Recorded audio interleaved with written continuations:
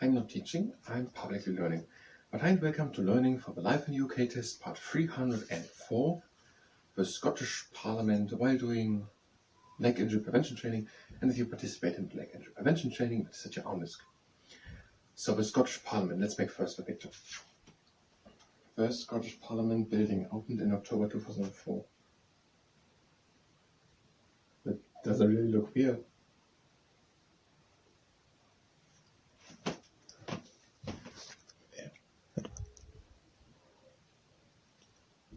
Is wetwanven? That's it for you. A replica of Panfir? Whatever, it seems to be that one. Where is it? That one. Where? Scottish Parliament. Opened October 2004.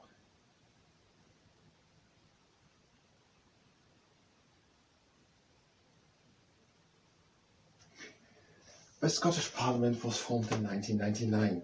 It sits in Edinburgh, which is the capital city of Scotland. There are 129 members, are this exactly 129? Of the Scottish Parliament, called MSPS, Members of Scottish Parliament, MSPS, Members of Scottish Parliament. And elected are they by a form of proportional representation. So also like constituencies, everyone represents someone else, or are they just by political parties and it doesn't matter from where they are? But they are proportional representative. The Scottish Parliament can pass laws for Scotland on all matters which are not specifically reserved to the UK Parliament. Sorry, what did I say? The UK Parliament. The matters on which the Scottish Parliament can legislate include, if it's saying it can do anything which is not specifically reserved to the UK Parliament, why don't tell us exactly what is specifically reserved to the UK Parliament? Now, a little bit did we have of it. These are, for example, defence, foreign affairs, social security, and most taxation. Why listing now things which we can? Normally we are not so generous in giving us examples, because here's the opposite. So what the Parliament can do are, for example, but technically it must be millions of other things, just these 4, 5, 6 things excluded. They can civil and criminal law. We have there, in Scotland it's codified, and so that means civil and criminal law, health, education, planning, additional tax raising powers. Here we have some text. So civil and criminal law can the Scottish Parliament do. They can do health, they can do education, and they can do planning. Planning of what? Of civil and criminal law. What can they plan? Buildings, roads. So in Wales, people cannot do that. So if someone wants to build a new school, that is a decision then in Wales of England. So now imagine, just imagine the architecture is completely in the hands of England. And now England comes and demolishes every school in Wales. That would be in the right of England. If architecture, not just our example. Now, what helps it that that Wales can say, the Senate, that Wales can say we have a right to decide for education if every school was demolished and they can't build a new school without the agreement of England? Just imagine that. Just imagine, don't take it very radical, all schools are demolished. Just the schools of, let's say, 500 years pass and no school works anymore. Now imagine they can't build new schools without the agreement of England. What helps it that they have the right to decide for their own education? So that thing here, we have to have the explanation. Can they now do architecture? Can they build new schools? Otherwise, education is worthless. Maybe there's not a place for transmitting.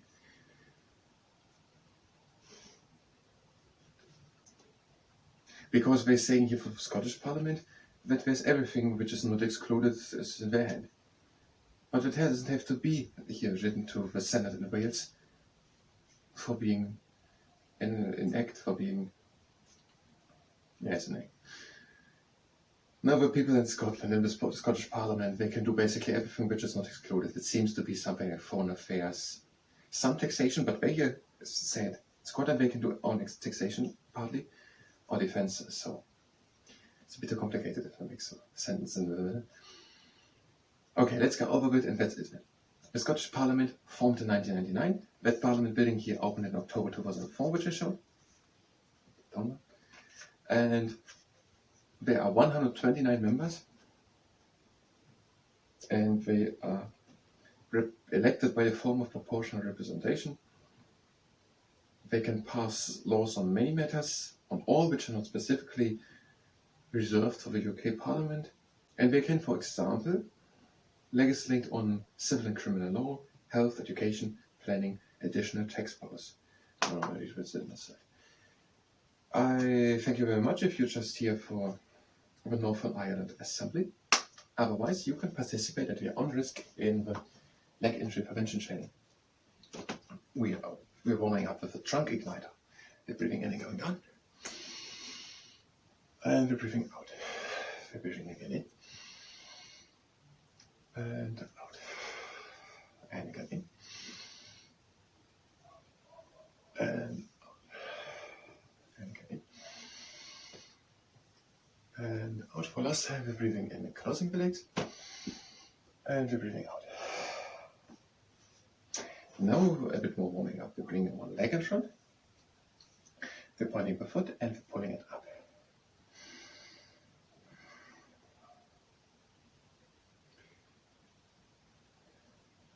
Now we're taking the leg at the ankle, bring it back. We're having a neutral position of the spine. It's about stretching the quad muscles. Not anything. It's not about bringing the knee down or anything. It's about stretching of the quad muscles.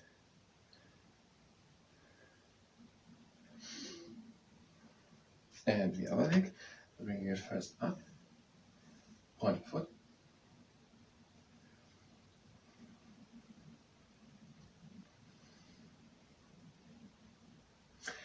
And we're taking the leg as the anchor. And we're again having a neutral position of the spine, so to actually stretching the quad muscles.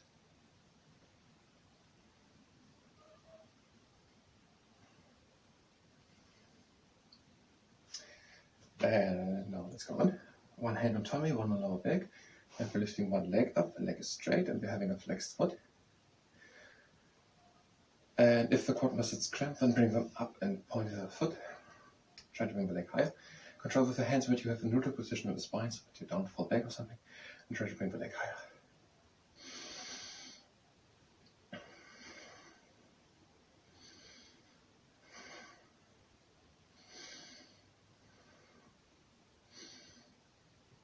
And we're bringing it up, and you're pointing the foot.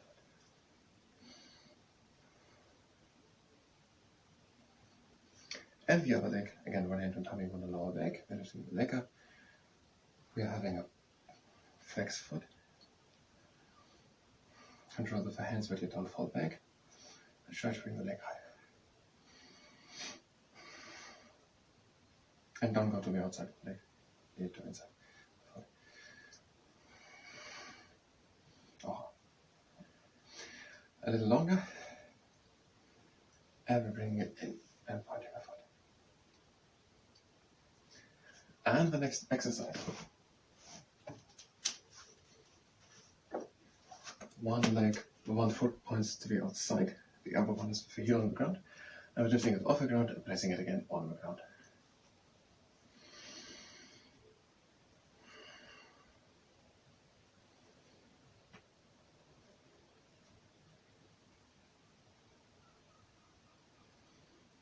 What do we have which you can learn?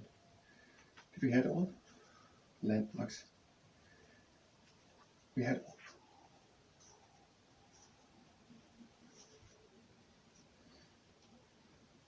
The terms of cricket. So we had now battling on a sticky wicket.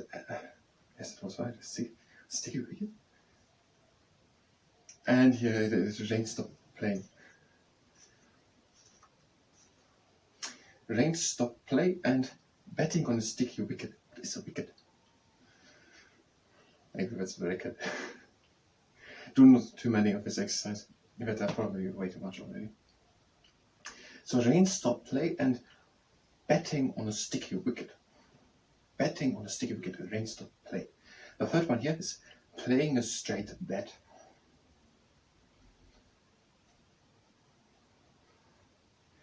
Now that is maybe not the bet is the shot with ball, but it is the bet itself, the straight, because I think they are a little rounded, these cricket bets. Does this have any influence on the game? And but anyway, I mean that it is an advantage to have a straight one or something, but it is a foul or something, or not fair play. Rain stop play, betting on a sticky wicket, and playing a straight bet.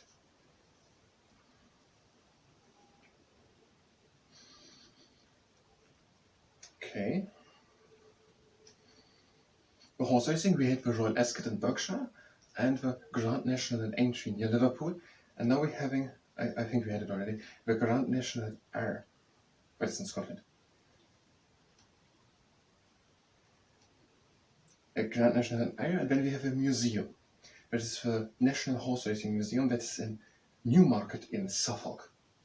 So in Suffolk there is the Horse Racing Museum, the National Horse Racing Museum. Newmarket, Suffolk. Where was the Oldenburg Festival? Also in Suffolk. So in Suffolk there is Newmarket, and in Newmarket there's the National Horse Racing Museum. We now have 3 horse races, the Royal Ascot in Berkshire, there's the royal family attending, and then the Grand National in Aintree near Liverpool, and the Scottish Grand National that is in Aintree in Ayr, and the National Horse Racing Museum that is in Newmarket in Suffolk. As an exercise, you can do the stamp. We're having 3 variations. The stamp, you bring the leg up, bring it down with the flex foot, let it down, come onto the ground, the stamp, or you can do the horse, bring the leg in, and bring it out, bring the leg in, bring it out. You can protect it that you don't hit yourself. You can also do the camel. So a bit more like that, and then out. That is the camel. Or you can do the other exercise. You have a spinning leg, and you bring it back up. And the upper part of the body goes simultaneously down.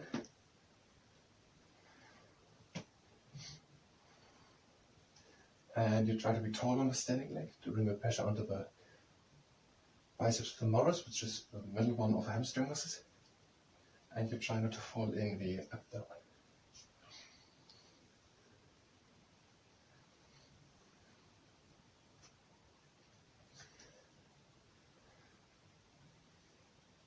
And a few more.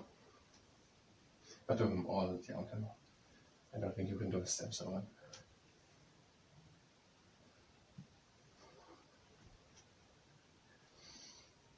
And let's say 3 more.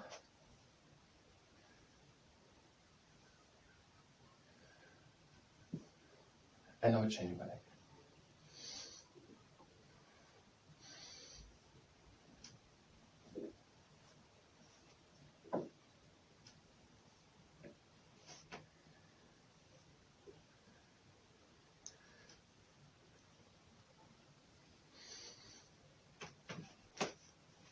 And a few more.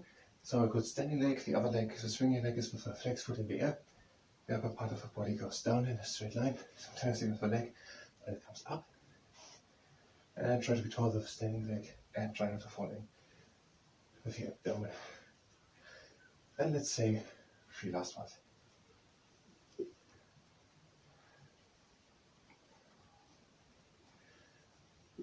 And the closing exercise, breathing in. And out. Again in. And out. Again in. Out. Last round, breathe in. Out. Feeling close the legs. And out. So, rain stop play, betting on a sticky wicket, and hitting a straight bet. Something like that. Or playing a straight bet. I thank you very much, and until next time.